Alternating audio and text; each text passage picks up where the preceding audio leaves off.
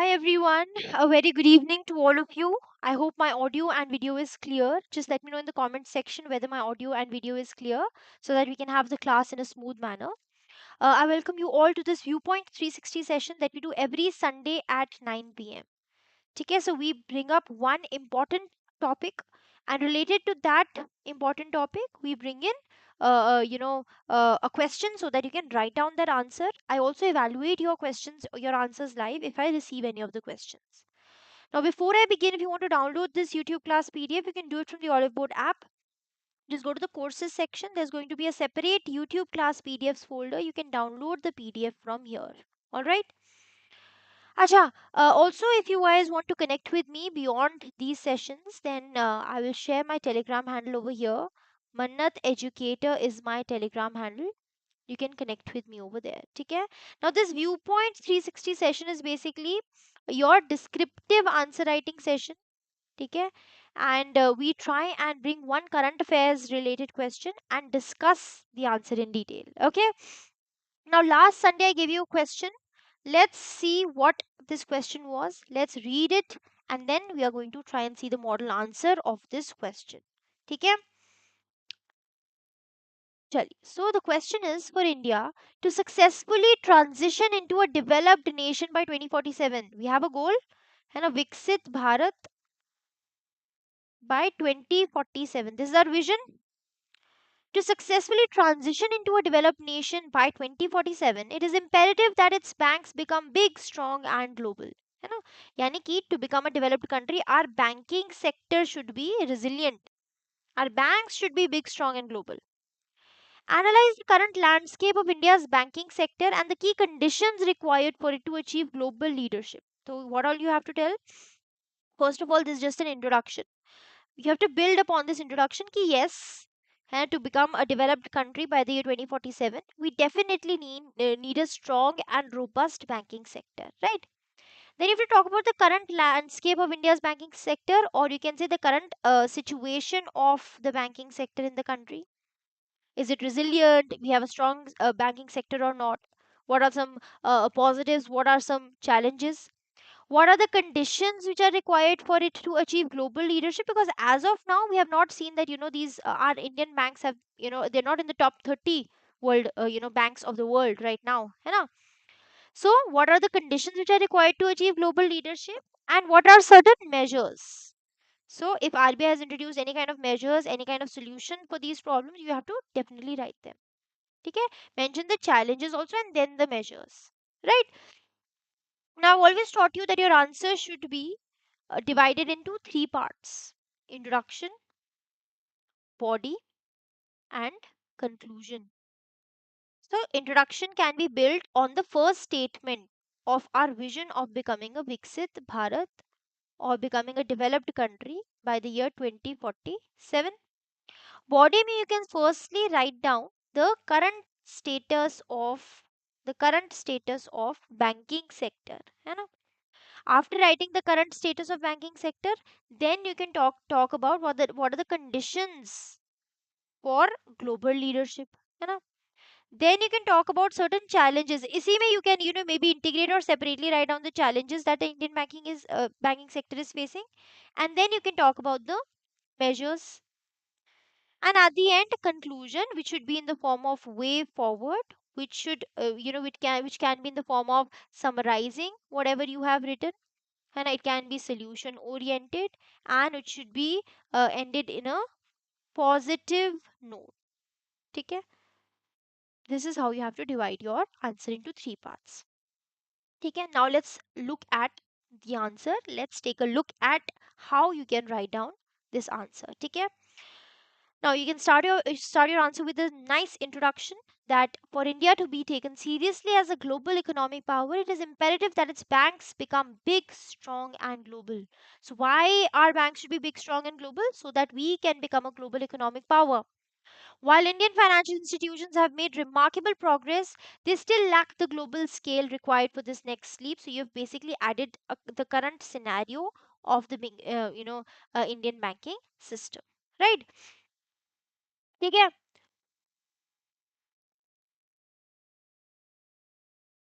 Now, the first keyword that we had identified, where does India's banking sector stand now? That means the current status of banking sector. है ना? What is the current status? You can start that India's banking sector is strong at home but has not yet achieved the global scale. So we are robust. Our banking sector is strong, it is robust, but only at the domestic level. We have not yet achieved that international kind of recognition. Okay?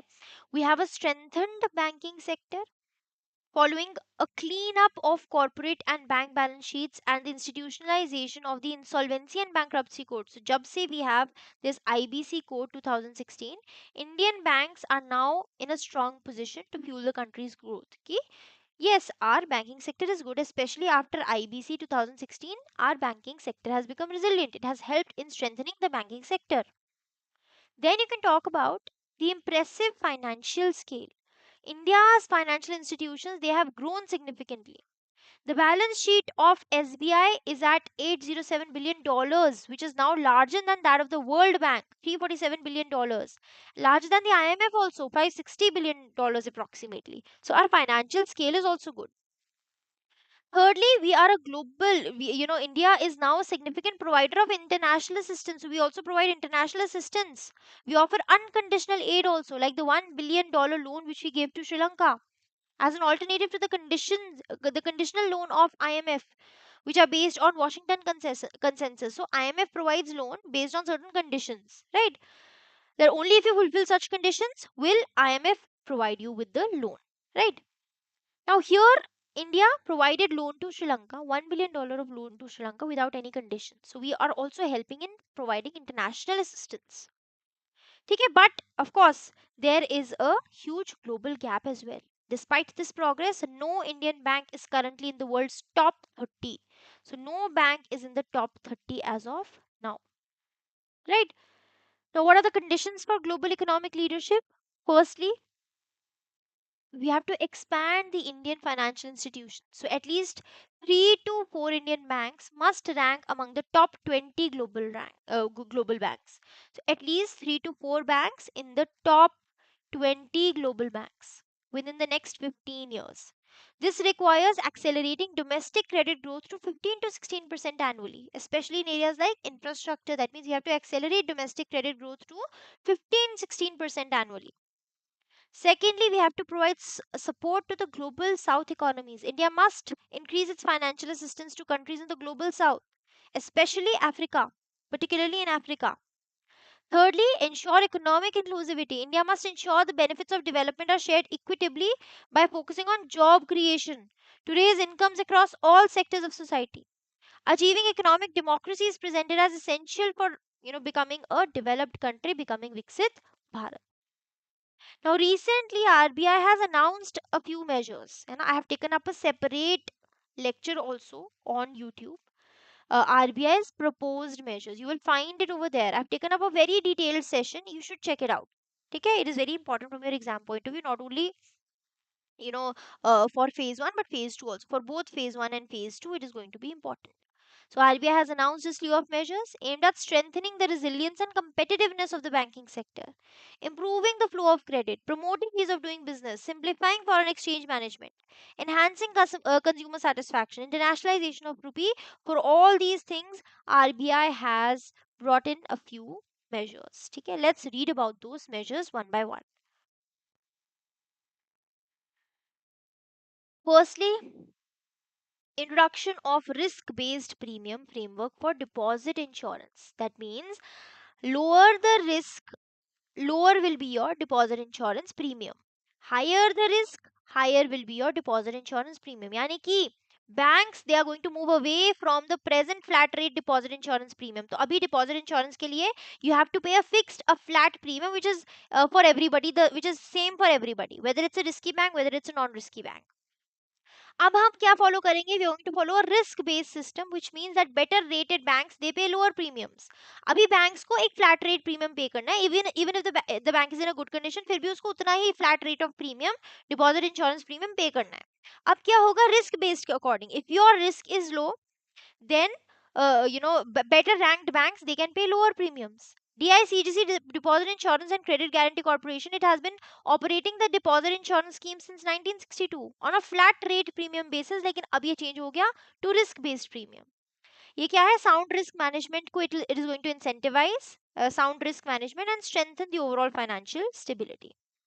Secondly, the RBI has proposed a reform which is expected credit loss provisioning framework. अभी हम किसका follow करते हैं? incurred loss framework अभी हम follow कर रहे हैं. दैट मीन्स जब लॉस हमें होना दिखना शुरू हो जाएगा, है ना, जब हमें पता चलेगा कि अच्छा ये इंसान अब पैसा नहीं दे पाएगा, incurred लॉस हो गया लॉस, पहले हम इसे फॉलो करते थे. अब हम एक्सपेक्टेड क्रेडिट लॉस, कि हमें लग रहा है ये बंदा नहीं दे पाएगा, स्टार्टिंग में ही हम एक्सपेक्टेड ही इस तरह से लेते हैं, रिस्क ही हम इस तरह से देख लेते हैं कि we are going to make some provisioning beforehand only, ताकि बाद में हमें सफर ना करना पड़े.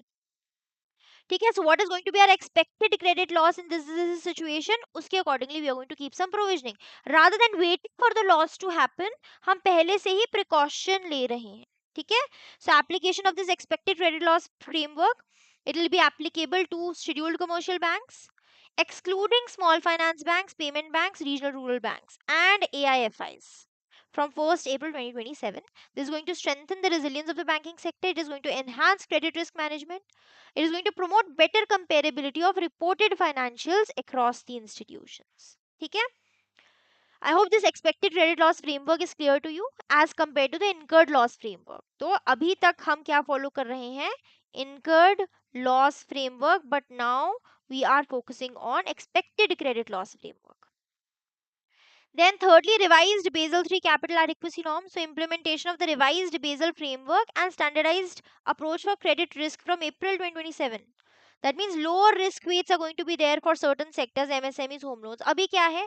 If a bank or if an NBFC is going to provide a loan to areas like MSMEs or sectors like MSMEs, agriculture or any kind of home loan, उसमें क्या है, they have to keep extra money aside. Risk weights क्या बोलते हैं? Extra money aside रखना for any kind of loss. अभी जो risk wait है, ये एक्स्ट्रा मनी जो साइड पे रखना है, इसको कम कर देंगे. क्योंकि पहले क्या हो रहा था, जब इनको ज्यादा साइड पे मनी रखना है, they will have less money to lend and credit creation उससे कम हो जाएगा. अब अगर उनको कम पैसा साइड पे रखना है, तो अब वो ज्यादा पैसा लोगों को लोन आउट कर सकते हैं. That means credit creation is going to be good. Right, this is going to reduce the overall capital requirements for banks. It is going to free up capital for them ताकि वो आगे जाके भी further lend कर सके. ठीक है, then broadening the scope for capital market lending by banks. तो banks can now finance acquisitions by Indian corporates. पहले ऐसा नहीं था. ठीक है, enhance the limit for lending by banks against shares, units of REITs, InvITs, removing regulatory ceiling on lending against listed debt securities. This is going to enhance ease of doing business. It is going to improve credit access. ठीक है, so these are the proposed measures which RBI is going to bring in. At last, you can write a sound conclusion that India's journey to becoming a global economic leader requires a dual strategy. क्या dual strategy? Building globally scaled financial institutions at home and simultaneously projecting financial power abroad by supporting the global south and ensuring domestic economic inclusivity. तो ये है conclusion. ठीक है, you can end it on a positive note. You can end it on a, it should be a solution oriented answer. Your conclusion should be solution oriented. It should look like you're an officer and you are solution oriented. Clear बात? ठीक है everyone. Fine, I hope the answer is clear to you. ठीक है, how you have to write down the answer. Introduction, body में सारे keywords that you have identified, and then at last में conclusion. ठीक है, next week के लिए let me give you a question. You can write down the answer, all of you. ठीक है, and you can share this answer. You will have a Google form link in the first comment. You can check that out, or you can also send me on Telegram. ठीक है, you can also send your answer on Telegram. Mannat Educator is my Telegram handle. ठीक है,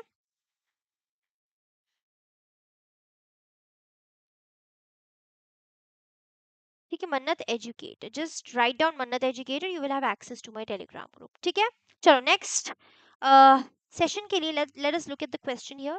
RBI recently set up a committee to develop a framework for responsible and ethical enablement of artificial intelligence. Free AI, आपने इसके बारे में सुना होगा, right? What are the foundational principles adopted by the committee? You have to talk about the foundational principles. For that, you have to uh, for that you have to basically read about this free AI and the committee. List some of its key recommendations. क्या इस committee ने recommendations किया? First read about this committee, its recommendations, and then write the answer. उसमें दो channel आ जाता है ma'am. No संगम, दो channel नहीं है वो, मैंने दो टॉपिक्स बनाए हैं.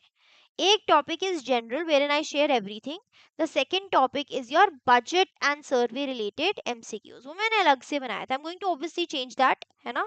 उसे मैं एक तरह से ही शो कर दूंगी, बट बजट एंड सर्वे से रिलेटेड जो एमसीक्यूज है वो आपको एक जगह पे मिलेंगे. ऑलराइट, ठीक है संगम. सो वो दो चैनल्स नहीं है, एक ही चैनल है. Basically the name of my channel is economics with मन्नत. इकोनॉमिक्स विद मन्नत educator. Okay, but if you type Manath educator you will have access to the group.